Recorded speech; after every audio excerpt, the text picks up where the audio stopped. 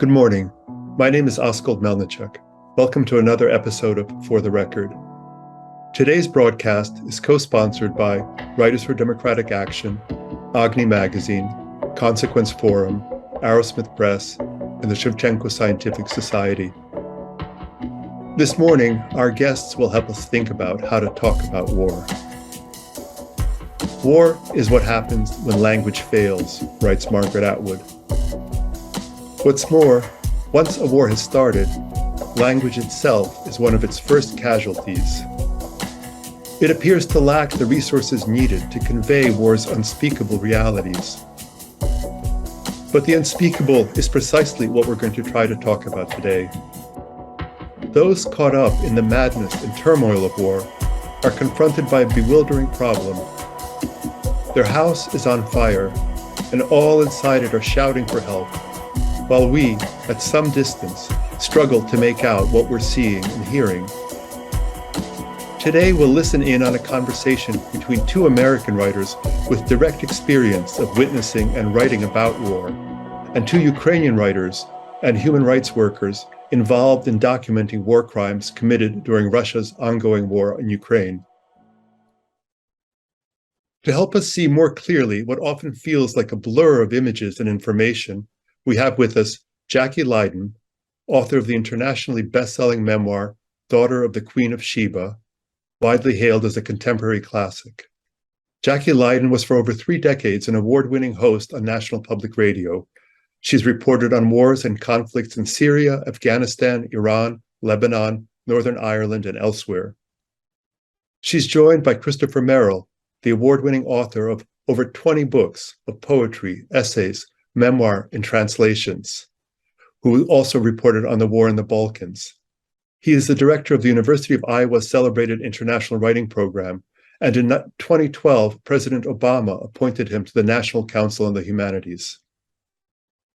They are joined on the Ukrainian side by novelist, essayist, and human rights activist Victoria Amelina, author of, among other things, the award-winning novel Dom's Dream Kingdom, whose current project is the War and Justice Diary, Looking at Women, Looking at War, and by Roman Avramenko, the executive director of Truth Hounds. Roman has participated in more than 60 field monitoring missions to conflict zones in Ukraine and abroad. Welcome all. I thank you so much for being here with us, and I'm going to turn it over to Chris now. Thank you, Askold, and thank you, Victoria and Roman, for joining Jackie and me for this vital conversation. We stand in awe of the work that you have been doing during the 6 months of the Russian invasion and occupation of your country. And it seemed, as Askold has pointed out, a good moment to reflect on what it is that you've been doing, what Jackie and I can recall of our experiences in the war zone, and see if we can't find some ways to think our way forward. I wanted to begin with a little quote by the great Polish journalist and writer Ryszard Kapuscinski, who covered something like 27 wars and coups and revolutions. And he said something, this is back during the days of when I was covering the wars of succession in the former Yugoslavia. I always kept this in mind. He said, "It is very difficult to write now because the end of our century is marked by a tremendous acceleration of the historical process. Literature hates this." He went on to suggest that the writer needs a certain quietness and evenness of perspective, a space of time for reflection. There is no distance now. There are some changes that we watch on the television, but there are certain very profound, important transformations which we do not have the opportunity to see. Fiction writers avoid this by writing about marriage, love, things like that. They will not touch the volcano that the world has become. If you try to touch it, to describe it, you find that it requires a new imagination. The problem is not so much with the writing itself as with the creative imagination. The acceleration of history proves that we have a very limited imaginary capacity. We never dreamed the world would become such a rich and various place. Truly, that's what I think, have experienced watching you, witnessing the ongoing brutalities of the Russian war machine in Ukraine. And so we thought we'd use that as a starting point to ask each of you, Victoria, then Roman, what it is you've been doing, what's on your minds as the days and nights of this war unfolds. So, Victoria? Thank you, Christopher. Good day, everyone. Actually, I could not agree more with the statement that language is perhaps one of the first casualties of the war. And basically, all writers whom I know were not able to read books or write books in the February, in March, or even in April, but right now, some of us at least write essays, and I'm actually on my journey writing this War and Justice diary. And I actually try to write because it seems also important to tell the world what's going on in Ukraine, to tell the world not just about the war itself, but about Ukraine, because suddenly the world noticed that we do exist.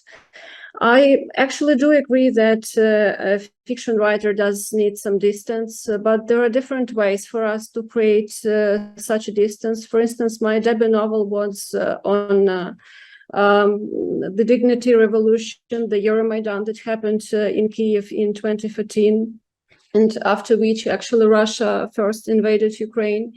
And somehow I managed to find this distance by just introducing the main character, who was just very different from me.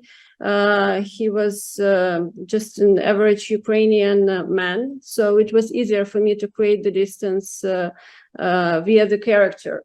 And right now I'm writing a non-fiction book and on quite horrible things, but I'm trying to find the distance in a foreign language.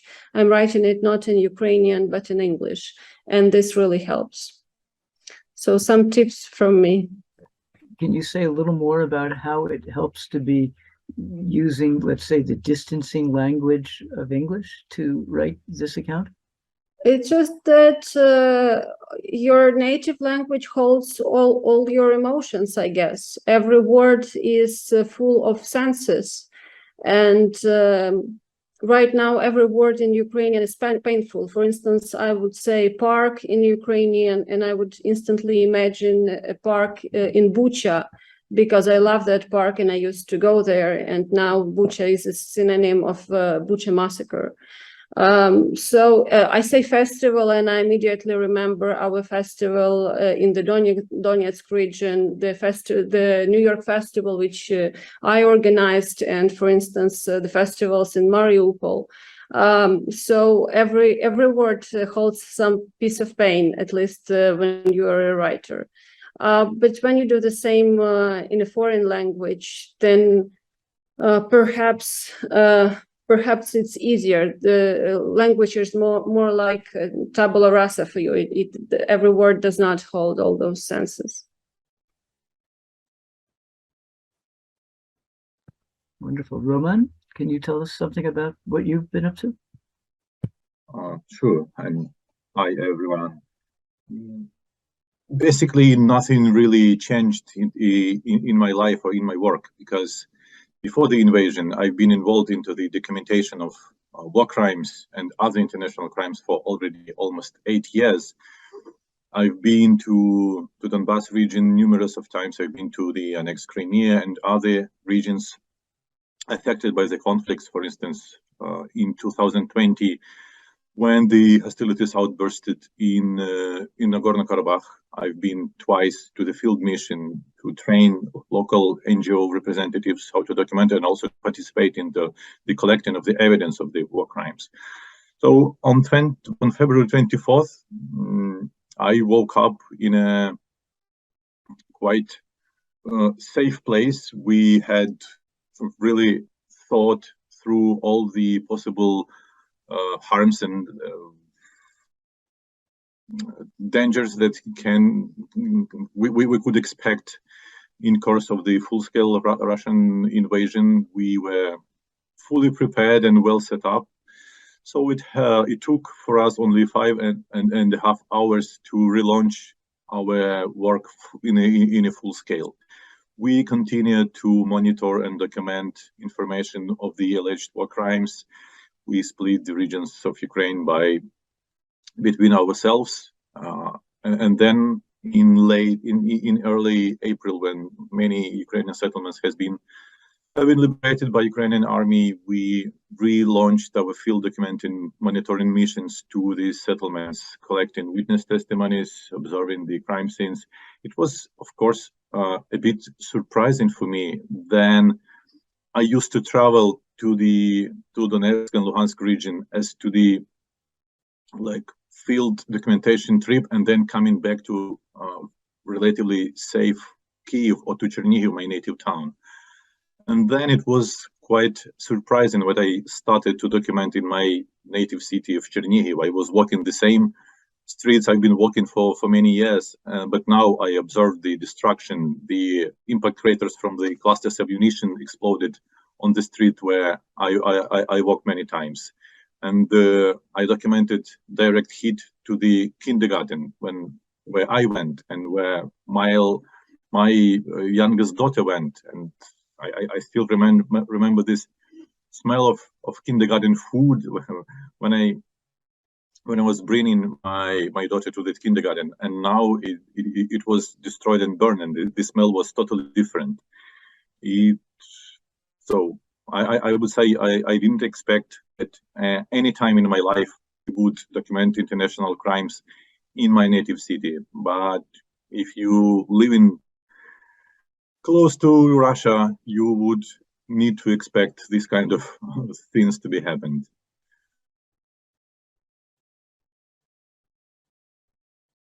I'd just like to respond a little bit to what Chris read and what Victoria was saying about writers not being able to write for months. On February the 24th, I was actually at a writer's colony, and I couldn't imagine a crazier place to be, because I was so far from my previous life where I would have been one of the reporters, on that scene. And I wrote an essay about that sense of disorientation. And I remember the last line was something about, "We are all Ukrainians today." It took a long time before I could start to work that day. But I also want to respond to the Kapuscinski, because I think that, at least as a audio reporter, and of course it's all speech, right? We're all making something from words. You need to frame the experience somehow, and words are the only thing we have. They may not be very good, but unless you're only pictures. So I have always looked for people who could translate that experience. I'm particularly thinking of the Middle East and Afghanistan. I was also our first reporter at the scene and on the air on September 11th, and how dissociating that felt to me, because I was an American and there was no language barrier. But getting back to books, I've always looked for writers, artists, cultural people to help bridge that experience for an audience, because one of the things that is different between journalism and what Victoria and Roman are doing, at least right now, is journalism has a deadline. You've got to finish it in a few hours or by the evening or the next morning, and you have to tell that story. And so trying to get the world's attention when that world is noisy means you need a portal, a way in. And that is something that I've always looked for. And books have served as that bridge for a lot of the people to whom I've spoken. Especially fiction. Maybe I could share with you a little excerpt from a library I visited in Baghdad at the university there, which Chris has also been to. But this was just about 5 months after the war had started. And I met this woman who introduced herself as the head librarian. she turned out not to be a librarian at all. She was in this ruined creosote smoke obviously the active smoke was no longer there, but it was still very hard. It was hard for me to breathe. And she was trying to restack the shelves. They had ransacked the Shakespeare, the Jane Austen. The library was devoted to arts and sciences. So there were a lot of English language novels there. I don't know the rules anymore, she said, and I can't stay home forever. I can tell you about this country. Only the powerful ones will survive, and I think the rest of us are doomed. I don't know who I'm working with. No one from before. So I talked to these books, and they talked back to me. It was like a theatrical charade when I began. Everything like it was in another world, and I'm trying to wrest something, some order from this ancient ruined culture. People came from all over the Arab world to this library. My own father's work was here. It took me weeks to face what had happened and to come in here. Sometimes I used to sit here whole days just looking at the books and thinking about putting them back together. One day I started, just picked up a Shakespeare volume and started. Someday I will finish, but not too soon, I hope. And that always has resonated for me, this kind of what you're doing, Victoria, and you're doing in real time with these people. So I'm so mightily impressed by your courage. And Roman, of course, you're getting the raw experience, the first draft, to compose into narratives also for an audience who isn't at the scene. Yes, I actually kind of right now work for Roman as well. I'm also documenting war crimes as a part of his team, and at the same time, I'm hoping to write about Roman himself and about his experience. As you can tell, even with this episode with the direct hit to the kindergarten, you see it's worth describing. And basically, this is one of the ways how you can talk about those things, because you're not constructing your narrative just around the destruction, but about what was there before. Because with Ukraine, we do have this problem. In the beginning of the war, I think one of our offices made this video where the war would start happening in Paris and other places which people know well. And since they could recognize that this is Paris, this is Tour Eiffel, so everyone, of course, would start empathizing with these people experiencing it. Unfortunately, Ukraine remained invisible, and one of our most prominent writers, Oksana Zabushko, actually pointed out that if you look at the map, you will see a story for each and every country. Each country has its story, but you don't have a story for Ukraine. It was just missing. I mean, we had it. We knew all along that we are those fighting for freedom. But no one joined us in our fight, and no one kind of believed us about what was happening between Russia and Ukraine all this time. Although Roman and his team was working, for instance, since 2014 to have secure evidence of international conflict of actually Russian invasion since 2014. So yes, it is very important for us to also ground ourselves in what was here in Ukraine before the invasion on February 24th. So, for example, as I said, it is important to understand that last summer in Bucha there was International Music Festival. This was Bucha, so it's not like some place where those deaths and destructions were all alone. No, we had the International Music Festival in Bucha, we had Literature Festival in Mariupol, and I'm sure many others. It's just I'm a writer, so I used to go to literature festivals there, and so on and so forth. So it's very important, I think, when talking about war, to start not from February 24th and not even from the year 2014, but to start from the beginning. Sometimes you see in Kharkiv the history has been tragic all along. So, for instance, I stayed for a week at the literary residence in Kharkiv, and it is located in the apartment building where the most prominent writers, Ukrainian writers, used to live in 1930s. And then it became a tragic place of what we call executed Renaissance. Because almost all those writers were executed one way or another by the Soviet Russian regime. But still, they created beautiful art. So right now we turned this place, one of the apartments in this building, into a literary residence. And we used to have a vibrant community around this literary residence. We have a wonderful literature museum in Kharkiv.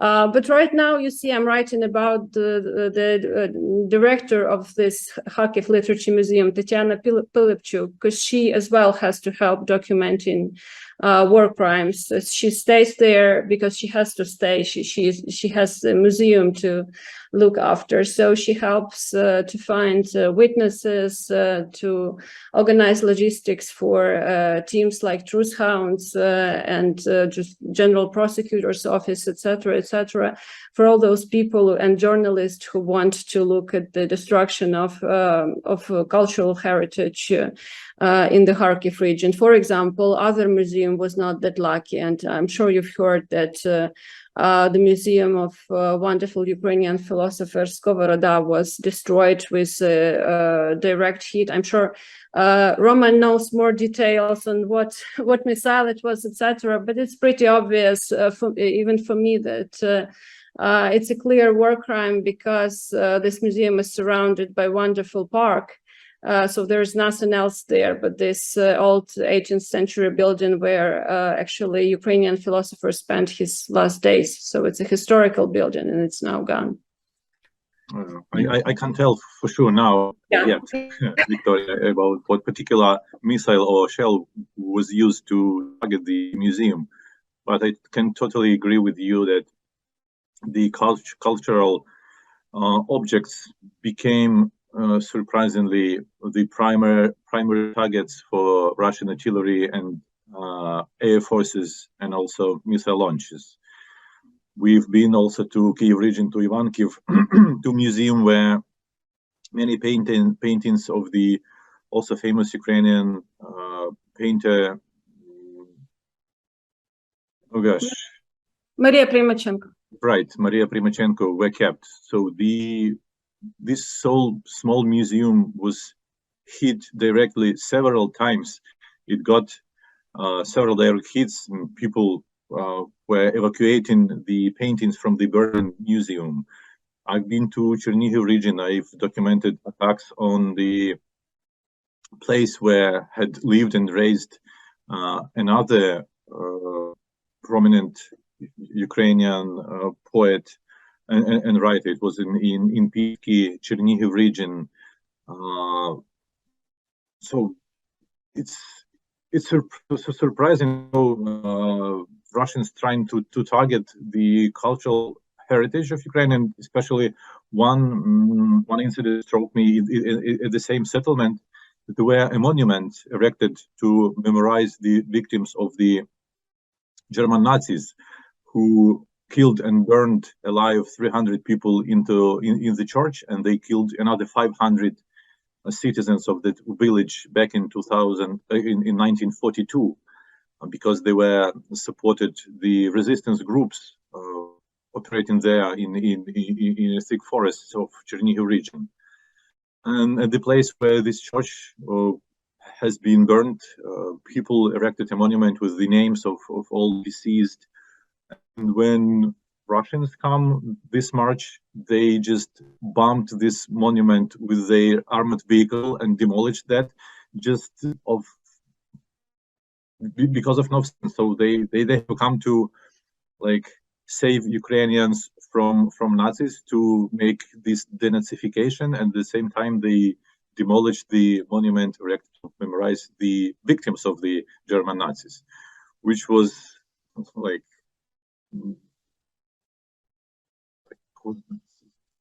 so obvious that the true aim of Russians was entirely not any kind of nazification.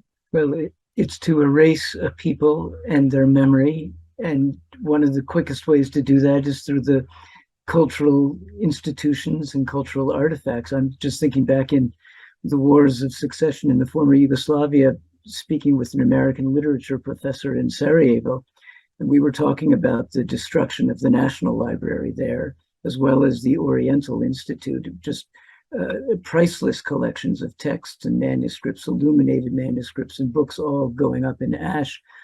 And my friend Zvonko Radelkovich said to me, yes, but remember that the people who orchestrated the destruction of the National Library, one was a poet, Radovan Karadzic, the Bosnian Serb war criminal, and another was a professor of English literature, Nikola Koljevic, who not long before the beginning of the siege of Sarajevo gave a speech from the balcony of the National Library against capital punishment. So what a rapid change of events, that he would now be instrumental in the destruction of this place of memory.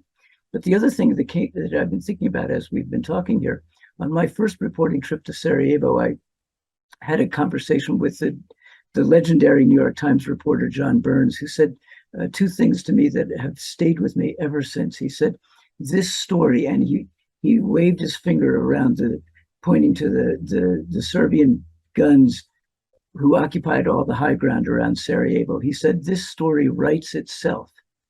And I could understand that. And then he said that the New York Times had recently done a survey of its readers. Burns's pieces were almost always on the front page, often above the fold. We imagine that the New York Times readers are the most sophisticated readers in America, the real news hounds. And what the Times discovered was that only about 19% of the Times readers were actually reading his articles coming out of Bosnia. And they were articles that, among other things, would win him a Pulitzer Prize. But there's a way in which the general population doesn't want to have too much knowledge about things like Sarajevo, where only 8 years before the siege began, they were hosting a brilliantly successful Winter Olympics, or Bucha, where there was a music festival, and there's kindergartens, and there's all this stuff of life. At a certain point, that the human mind, then imagination, begins to shut it down because it's too much to take in. And so that makes me wonder what the writer can do to try to counteract that, to try to not only collect the evidence, but to frame it in such a way that people will care and will continue to care. Can I just, one point about that is that even here in the US, we have targeted cultural symbols. I'm thinking when you were speaking about Bucha, and the museum where the victims of the Germans were executed a second time, if you will, the second execution of a Renaissance. We've erased a lot of indigenous people here, and a lot of their symbols, and a lot of their history, and even very ancient ones.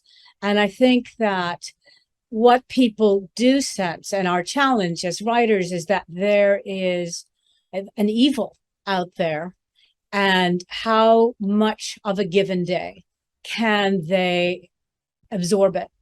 And I don't think all we can do is our best.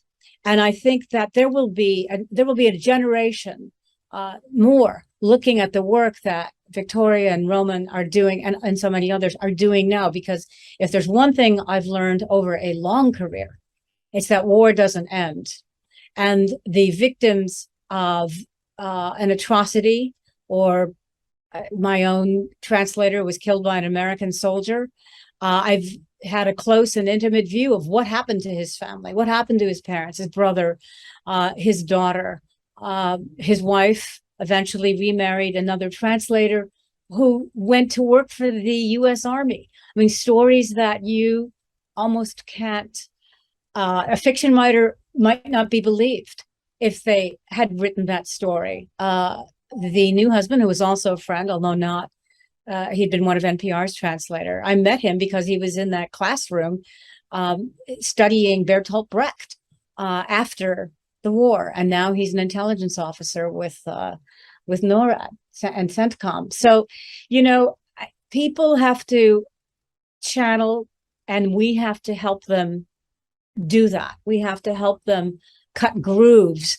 in the ennui of daily life, which isn't particularly, I think, easy here. But of course, it is not like seeing your children destroyed at kindergarten or your pregnant mothers targeted. Or there is, I will say, the unbelievable heinousness of this has certainly gotten attention. I was just recently visiting a friend in northern Wisconsin, and there is a Ukrainian candle. There's a candle company there making these yellow and blue Ukrainian candles, and they've raised $1 million selling these things. And so people, that's the other thing. You have to give people tools by which they feel they can do something. Maybe it's only money, but maybe it's some other type of witness. And we're all part of the story. It's important to let people feel that.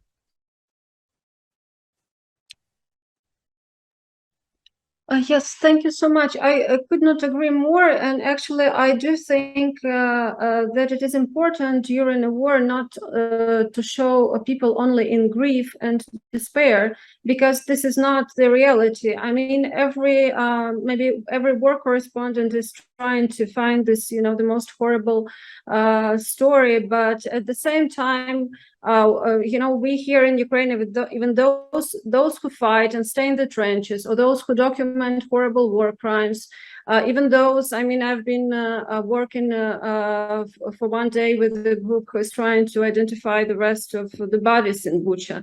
And even they sometimes laugh, because this is human nature, because this is how we can survive through it all. So it is important to show that we are humans and we're not, you know, crying constantly. Recently, you know, when we had this wonderful, I think, exhibit of destroyed Russian tanks on the main square of Kyiv. Just to cheer you up a little bit to attend this parade. Yeah, that was the idea. And actually, I saw a lot of people who were really happy. I mean, I felt no alone anymore, because there were many Ukrainians and some foreign journalists, but mostly Ukrainians, families walking around those tanks. Children were climbing those tanks, although there were, of course, tables saying do not climb because it could be dangerous, but still everyone climbed them and took pictures. So it felt good. And then when I actually reached, I was walking down the Khrushchev Street, and then I reached Maidan Nezalezhnosti, and people were singing and dancing there. Just as far as I understand, somehow spontaneously, someone had musical instruments, and people began dancing together. And I filmed a little bit of it, and it was a very popular tweet and among, you know, people in the West, because as far as I understand, you there also want to see us, that we have some, of course, the war is going on and horrible things continue happening, but at the same time, there is some result. And in Kyiv, people can dance sometimes and then go back to work, maybe go back to the front line or documenting war crimes or whatever. But we also have lives, and this is important. The other thing is that I don't think that when you have empathy and when you really want to help Ukraine, that you have to, you know, scroll the news the whole day. This doesn't help. You do not have to absorb all this pain, because there's too much pain. You cannot absorb it and even survive. So you just, I would advocate for just putting Ukraine into your schedules. Like, I will donate to Ukraine regularly. I will follow the news regularly, but like check in, I don't know, once a day, but not all the time, etc., etc. And this way you can, because this is a long fight. This will not, you know, I don't think that this will end soon, because Russia has, we have a joke that the Russian army is not good, but it's very long. So that's why we need to stay. We need you to stay with us, and we need you to stay sane So you don't have to absorb all the pain that we're experiences here, but please just put us in your schedules and stay with us for till our victory, actually. But, Victoria, that joke just reminds me that I never heard more jokes than when I was in Sarajevo during the siege, because that's one of the ways that people keep their wits about them. And what it also reminds me of is that wars tend to bring out not only the worst in people, but also the best. And people invent new ways of being in the world. And the American literature professor I mentioned, one of the things he did during the siege was a new private radio station was created in Sarajevo called Radio Zed, Radio Wall. And the man who was running it asked Zvanko if he wanted to have a show. And Zvanko loved country Western music. And so he invented a show called Sarajevo Country Club, because as he liked to say, country music knows no ethnicity, at least in Bosnia. It doesn't care if you're a Muslim, a Serb, Croat, it's just music. And he always ended the show. He did it once a week, and he never missed a show by saying, "Don't give up hope. That's what and by they, he meant the Serbs ringing the city. That's what they want you to do." So part of what I think writers can do in such circumstances is to seek out those stories that are a little bit to the side, that are as much about the daily life, the quotidian, as they are about the ways in which people adapt to these new and horrible circumstances in sometimes amazingly creative ways. Can I just jump on that?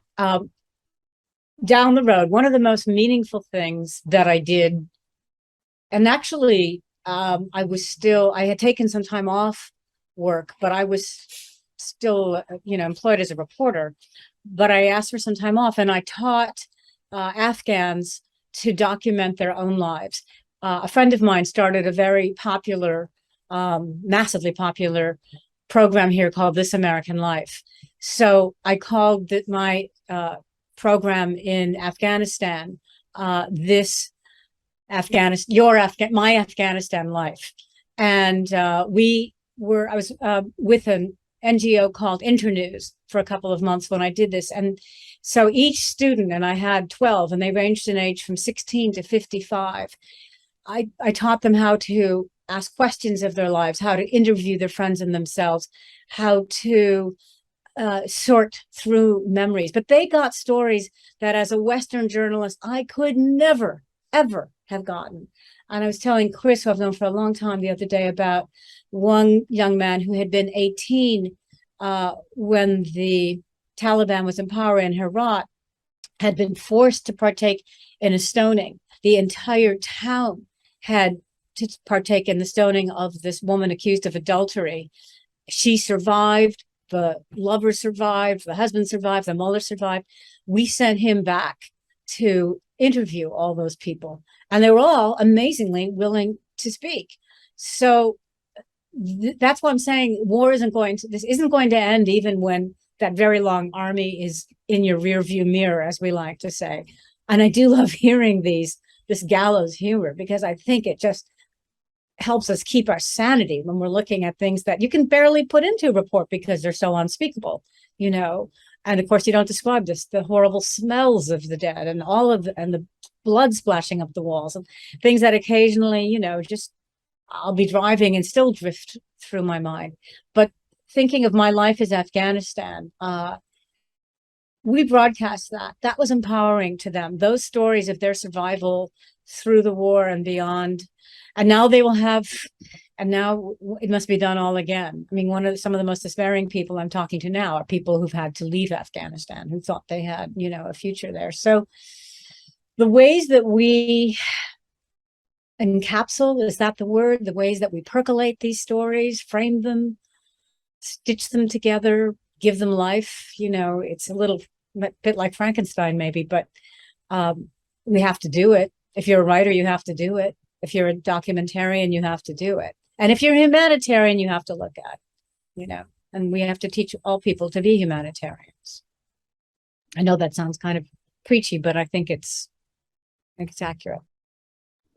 I would also jump in and add that, of course, in Ukraine, the situation is almost unprecedented because it's, I think, for the first time in a while when absolutely an independent state was attacked by a state which is so much bigger and with so much longer army, etc.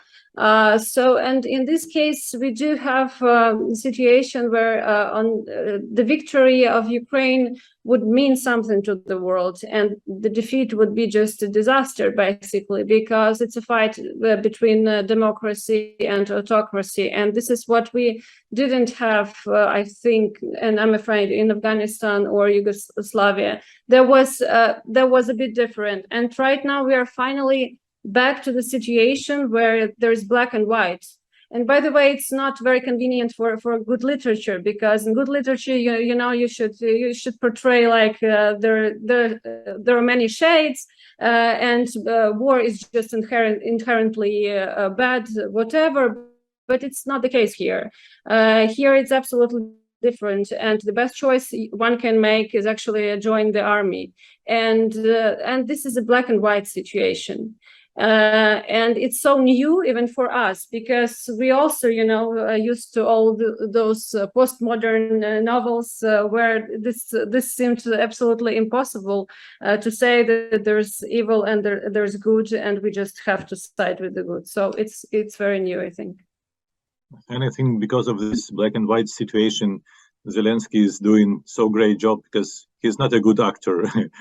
That's why everyone just adores him and fond of him, because it's easy to be a hero in this situation, because it's clear distinguish between good and bad, between black and white. And when you head in the army of light and you defeat in the darkness, you can be as a bad actor. It's I think the best role of Volodymyr Zelensky in his whole life, and he would never thought maybe that becoming a president he would ever play this crucial and most important role in his life, and life has played this joke with him. And it's a good thing he has a sense of humor, so that he would know what to quip at appropriate moments. Like, I don't need a ride, I need more ammo. I wonder if Victoria and Roman, if you could speak a little bit about two things on our minds. One, the presence or lack thereof of the UN in this conflict. I know that today the inspectors from the IAEA are on the way out to the nuclear power plant to see how disastrous the situation is. But we're interested in what you think the UN's role should be in this war, and we know you've documented. I think, Victoria, you said something like 30,000 war crimes now. What hopes you have for all these war criminals, all finding justice, if there will be an accounting, and what that accounting might look like? Yeah, I think that generally Roman will answer about the UN, and I would just like to comment that 30,000 is what General Prosecutor's Office reports now. So different NGO teams also independently document different number of war crimes. So 30,000 is General Prosecutor's Office number. Roman, would you please? Yeah. Yeah, it's a sad story to speak about the UN. UN has proven its total not incompetence, but inability to react in any way, but to just maybe proclaim some statements which will lead to nothing. And the whole structure that has been established after the World War II and with whole UN thing that has been established to prevent war from being unfolded in future, they totally failed. And no one looks at the direction of the UN anymore, especially in Ukraine. We can't rely on this institution. We can't expect any of the peace builders to be sent by the UN. We can't expect any kind of influence that UN can apply to Russia to stop this war. Everyone remembers how when Antonio Guterres has visited Kyiv for the first time during this full-scale invasion, Russia has launched a missile strike on Kyiv while he was in the city, just to show how little they care about the UN and the Secretary General of the UN being presented in the city. So they just launched this attack.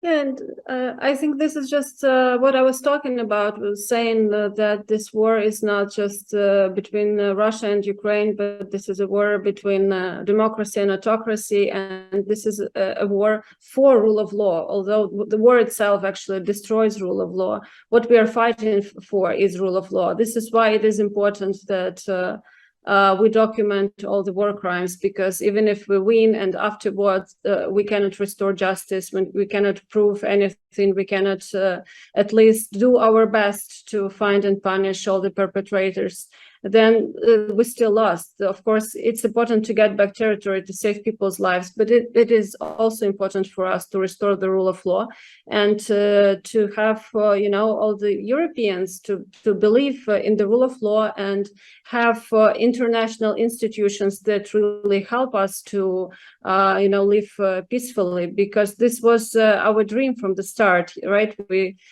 This is the very reason why Russia is attacking us, because we want to have democracy and rule of law, not because we would like to join NATO, but because we chose democracy and this doesn't work for them, and of course because we chose not to be Russians. So this is very important, I think, what Roman is saying. I would just maybe add that it's not only a war between good and bad people, it's a war between different universes, and you can't approach to Russia with the same legal tools, for instance, like, all right, we've documented this horrible war crime and you have to react somehow. No one will ever react. We haven't seen any single situation when higher commander of Russian army has reacted at the atrocities, at the clear, brutal violation of the international humanitarian law being perpetrated by the soldiers. The only reaction we can expect is they put medals on their chests for doing this, for committing this.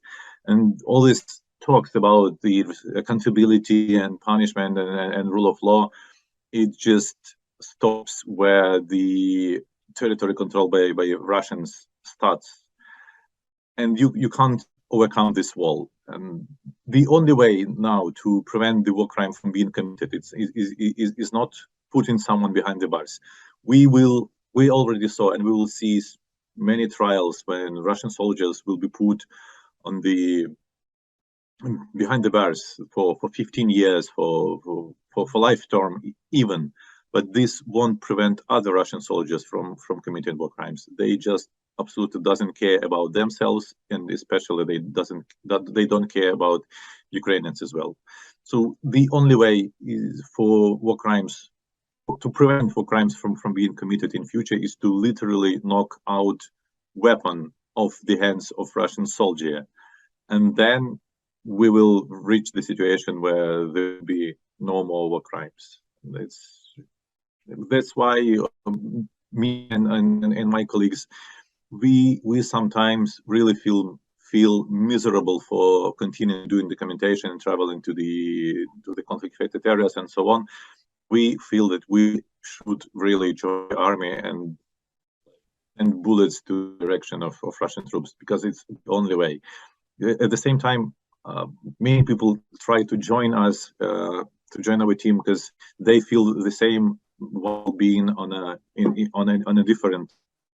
different places on a different work. So they would abandon their work and join Truth Hounds to do something, to do more to help Ukraine win this war. And at the same time, we sometimes feel desperate, like feeling miserable for doing this. Think sometimes it's not a method to prevent these horrible things to happen. Roman, I'm really glad you talked about the personal tests, the personal stress and trauma that you experience in doing your work, because if you can't talk about that, then I would really worry that you would not be able to sustain it. And I was really struck yesterday, earlier this week, Victoria was speaking to Penn, and you are documenting all of these people who have joined the fight, journalists and lawyers and other people. And I remember, and the UN was impotent in Iraq too. I mean, Sergio Vera de Mello was blown up in August of 2003 with the truck bombs. But my own, again, so we had a number of Iraqis, including my friend who I spoke about a little earlier, who decided that they would become truth tellers, that they would become journalists. And my friend had been a doctor. I met him my very first night, that journey to Baghdad. He was unable to save a woman who had been burned. And I felt guilty that he was going to leave medicine, because clearly he was needed as a doctor, but he became one of the only Iraqis directly reporting for an American press entity. It was Scripps. And anyway, and later he was the very one who was killed by an American soldier so Yasser had like this horrible trajectory of the war: invasion, resistance, helping, committing to something new, and ultimately losing his life. But it has not been a life that's been forgotten, in the sense that through what we did, the Army War College and the Center for Lessons Learned and Harvard School of Human Rights all took that story, have used it in their curriculum. In fact, David Petraeus used that story when they released the civilian version of about counterinsurgency. So I guess it's a juggling act, the days where you feel almost overcome and the days where you feel, well, at least I've extracted these truths. So I really just applaud that you do this juggling and continue. Yeah, people make different choices here, and we've seen a lot of people to turn to journalism since 2015 to document war crimes, or actually just being journalists, for example, in the occupied Crimea. And on one hand, I know those journalists who are now political prisoners in Russia because they documented those crimes that Russia committed at the occupied territory. At the same time, I know that Truth Hounds and Roman's colleagues and Roman went to document those crimes that was happening in Crimea, and to those very journalists. But at this time, I also know human rights defenders, lawyers, and war crimes documenters who just joined the army, and we all can understand them. As Roman said, every one of us would like to just go and fight. At the same time, I know, for example, a information security expert from Kharkiv who stayed in Kharkiv for all those days, and she decided to become a journalist. So she's now just making videos and posting them on Twitter, and she was covering Kharkiv in March, when there were not so many journalists ready to go to the most dangerous places. So people also do make this choice of becoming journalists right now as well. It's just that every one of us is trying to find a role in which we would be the most helpful and would contribute to the victory in the best way.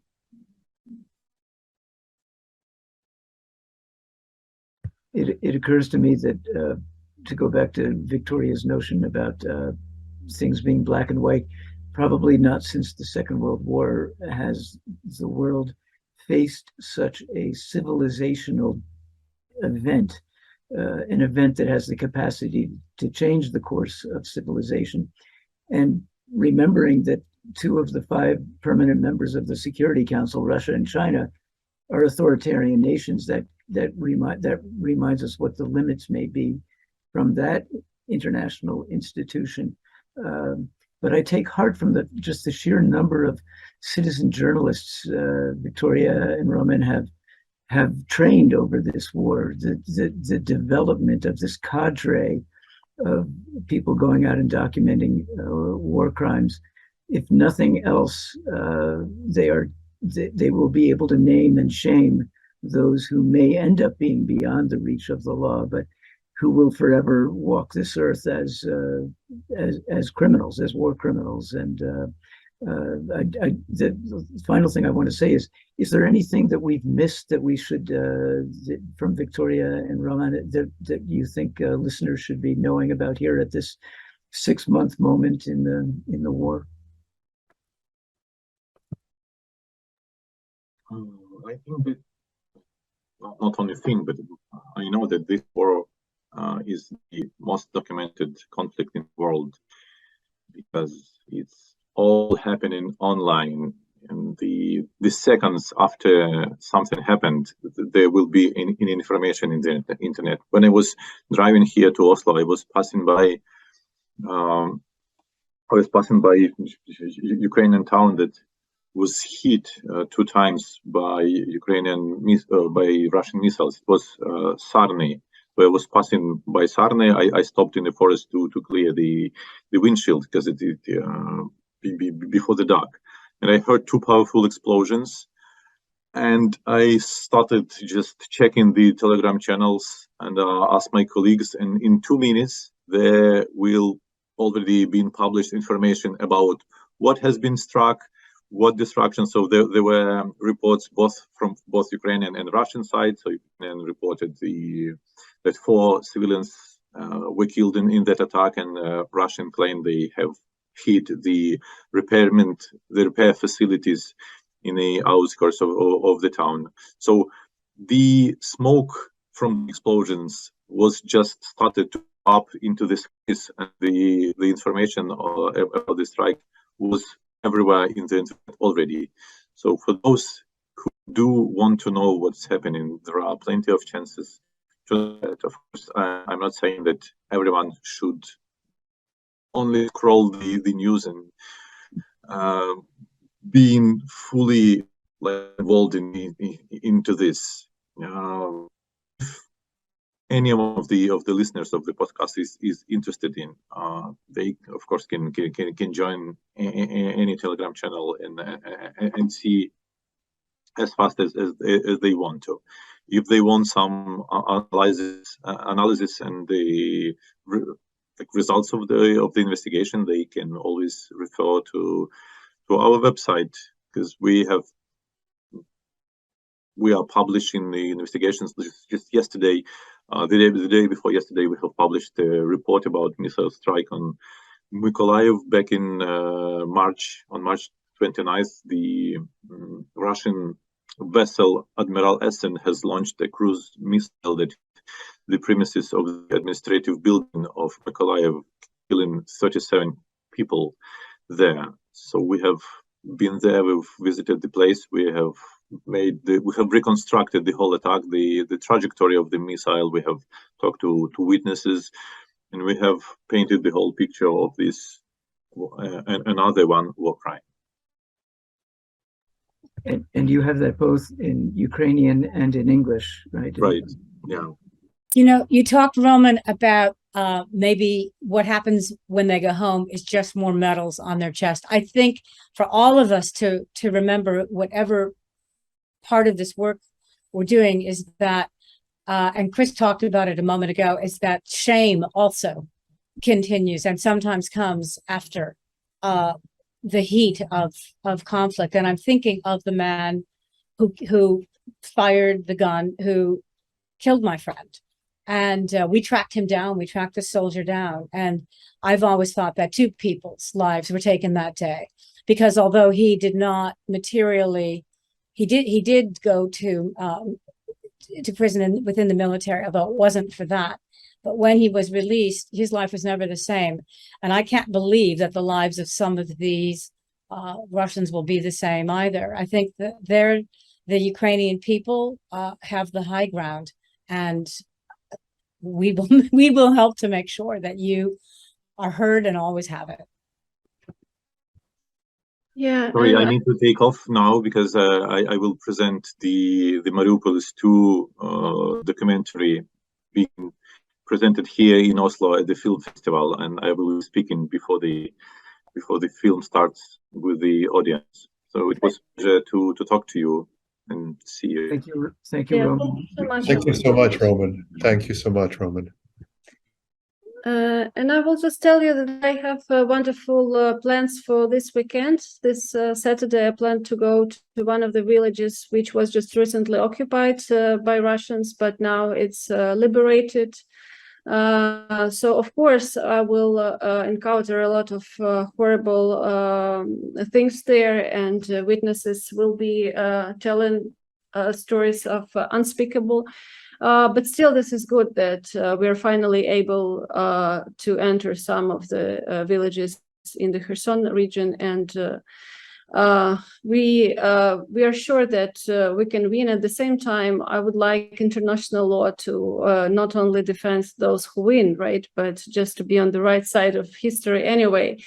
At the same time, we do have to win, and in order to stop war crimes happening on all the occupied territories, including Donetsk, Lugansk, and Crimea, and there war crimes have been happening for years now. So finally, we have a chance to stop the suffering, and it's impossible until it's done. And please keep supporting Ukraine. Please keep sending us weapons. This is what we need, and this is what writers, journalists, human rights defenders, lawyers are asking from Ukraine. We do need weapons. We do need sanctions.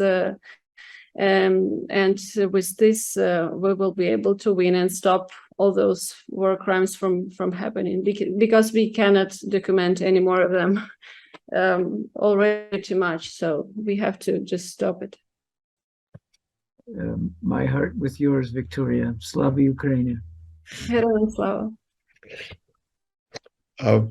Thank you. Yeah, thank you so very much, Victoria, Roman, Jackie, and Chris, to our Ukrainian friends. We wish you victory. We wish you safety. To my American friends, thank you so much for engaging in this difficult question, for being here with us. We're all grateful to you. Stay safe, everyone.